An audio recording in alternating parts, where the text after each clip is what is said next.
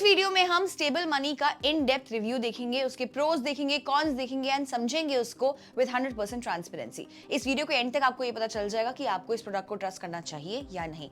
And this video is in no way paid और sponsored, जिसका proof ये है कि आपको डिस्क्रिप्शन में कोई लिंक नहीं दिखेगा।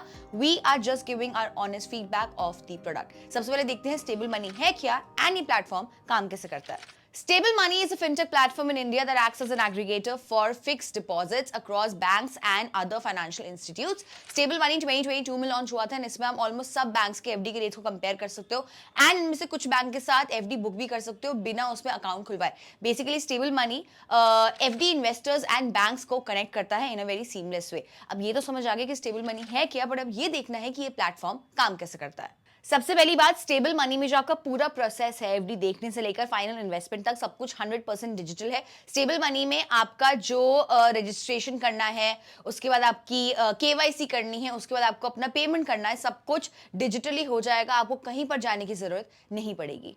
दूसरी बात, whenever you invest through stable money, your deposit is actually held directly by the chosen bank or NBFC and not by stable money itself. आपका पैसा सीधा बैंक के पास जाएगा। स्टेबल मनी सिर्फ और सिर्फ एक मिडिल मैन की तरह काम करता है। जो भी केवाईसी का प्रोसेस होगा सब कुछ बैंक की साइड से ही होगा, बैंक के ऑफिसर के साथ ही होगा। अगर आपके एफडी का अमाउंट थोड़ा कम है, जैसे कि लेस देन 1 लाख, किसी बैंक में वीडियो केवाईसी की जरूरत भी नहीं पड़ती है। एनबीएफसीज लाइक बजाज फाइनेंस और श्रीराम फाइनेंस के साथ अगर आप फर्स्ट टाइम इन्वेस्ट कर रहे हैं तो उसमें भी आपको वीडियो केवाईसी की जरूरत नहीं पड़ती है।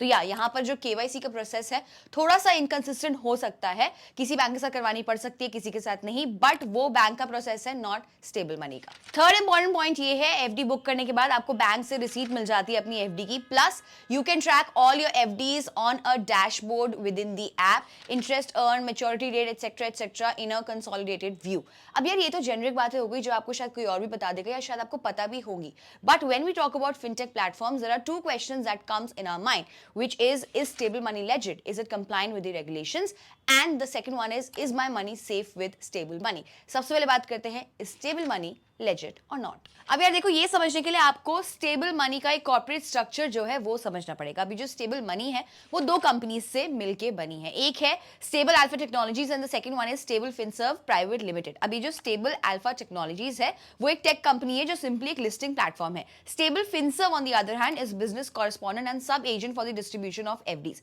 सिंपल लैंग्वेज में समझे तो स्टेबल फिनसर्व जो है उन्होंने बैंक्स का टाई अप किया हुआ है for all the FDs, and जो स्टेबल अल्फा टेक्नोलॉजीज है is just a tech layer for Stable Finserv. अब ये जो आरबीआई एंड सेबी के जो रूल्स है वो स्टेबल फिनसर्व पे अप्लाई होते हैं, स्टेबल अल्फा टेक्नोलॉजीज पे नहीं। सो our question was, is stable money legit, whereas our question should be, is stable finserv private limited legit or not।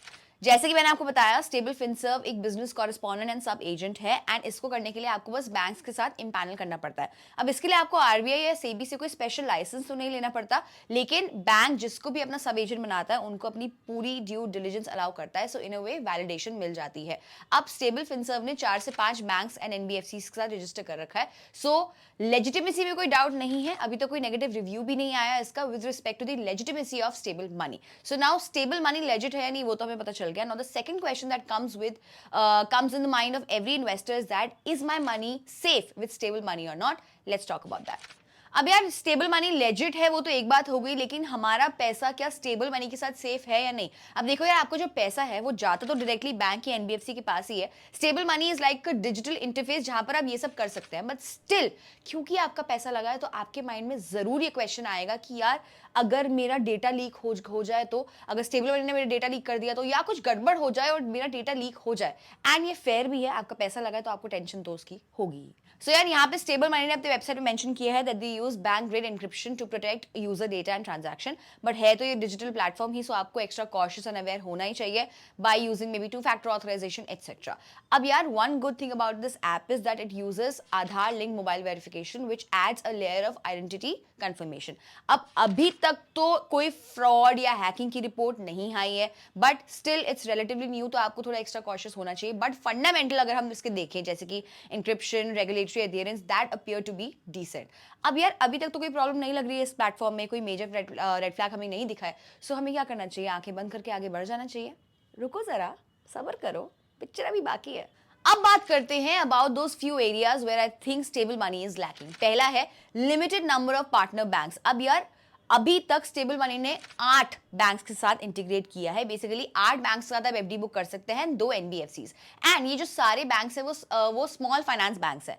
अब यार इनमें से एक भी कोई बड़ा बैंक नहीं है, टीयर 1 टीयर 2 बैंक नहीं है, एसबीआई, एचडीएफसी, आईसीआईसीआई, एक्सिस, कोई भी ऐसा बैंक नहीं जिसके साथ स्टेबल मनी ने इंटीग्रेट किया है। अब यार हर इंसान को ना स्मॉल फाइनेंस बैंक नहीं चाहिए होता। Lot of people do prefer big banks because उसमें रिस्क लो होता है। So it's very shocking, after being operational for 2 to 2.5 years, Stable Money has not been able to onboard any big bank. अब यार stable Money के launch के बाद बहुत सारी companies like Airtel Finance, IND Money, Money View etcetera ने भी same service launch कर दी है। And my guess is that more and more companies like Groww, Zerodha etcetera will also launch the same services. अब अगर आप ऑलरेडी इनमें से कोई प्लेटफॉर्म यूज करते हो तो आप अपनी एफडी भी इन्हीं के थ्रू कर सकते हो, राइट? आपको एफडी के लिए अलग से कोई ऐप डाउनलोड करनी पड़े, which is like a no repeat use case. मतलब downloading a special app just for FD does not make much sense to me. Third, काफी यूजर्स ने स्टेबल मनी पे लिस्टेड इंटरेस्ट को कंफ्यूजिंग या misleading भी बोला है।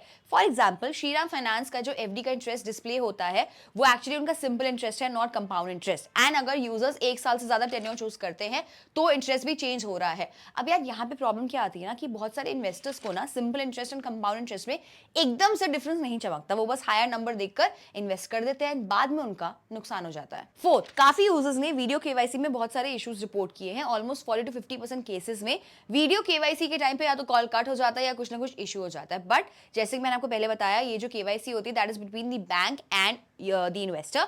स्टेबल मनी का बेसिकली इससे कोई लेना देना नहीं है। I will not hold them accountable for this, but they can still think of improving this experience for the end customer.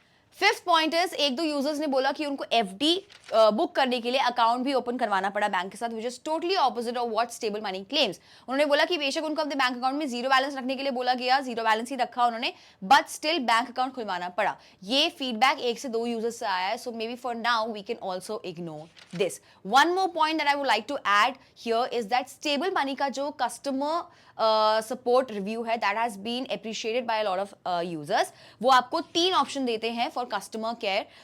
First is mail, second is chatbot, and the third one is phone number. I have personally tried calling their customer care number, and my experience was pretty smooth. They were quite efficient in answering all my questions, and they seemed pretty knowledgeable about the product and the regulations. अब यार legit है या नहीं, हमारा पैसा safe है या नहीं, pros cons सबकी बात हो गई है। Now the final question arises, which is कि क्या आपको अपनी FD स्टेबल मनी के थ्रू बुक करनी चाहिए या नहीं। देखो यार, if you are one of दोस्त जो कि टाइम एंड अगेन एफडी करवाते रहते हैं, मतलब आपके पास लिक्विडिटी आती है ना, आप उसको एफडी में इन्वेस्ट करते रहते हो, फ्रीक्वेंट एफडी इन्वेस्टर हो, तो शायद स्टेबल मनी डाउनलोड करना can make sense for you. And उसमें भी when you are not using any other app like Airtel Finance, IND Money, Money View etcetera, तब आपका स्टेबल मनी डाउनलोड करना बनता है। आपका जो प्रोसेस है काफी स्मूथ हो जाएगा एंड हैसल फ्री हो जाएगा। But if you one of दोस्त जिनको एफडी के बारे में याद ही 2-3 साल में एक बार आता है कि लगता है कि अच्छा ये वाला पैसा एफडी में डाल देना चाहिए, तब शायद स्टेबल मनी आपके लिए अलग से डाउनलोड करना code not make any sense. And ऐसा भी नहीं है कि स्टेबल मनी में आपको बहुत ज्यादा ऑप्शन मिल रहे हैं, ऐसा भी नहीं है they served an entire bouquet for you.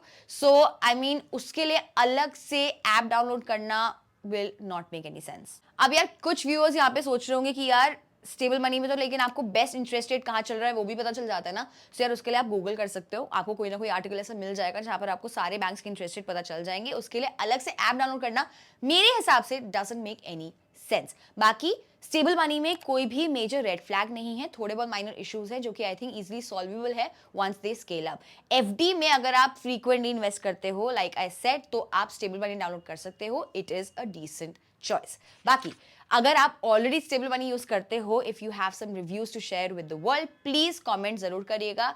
Everyone and us would love to hear the feedback of the same. Till then, be किफायती।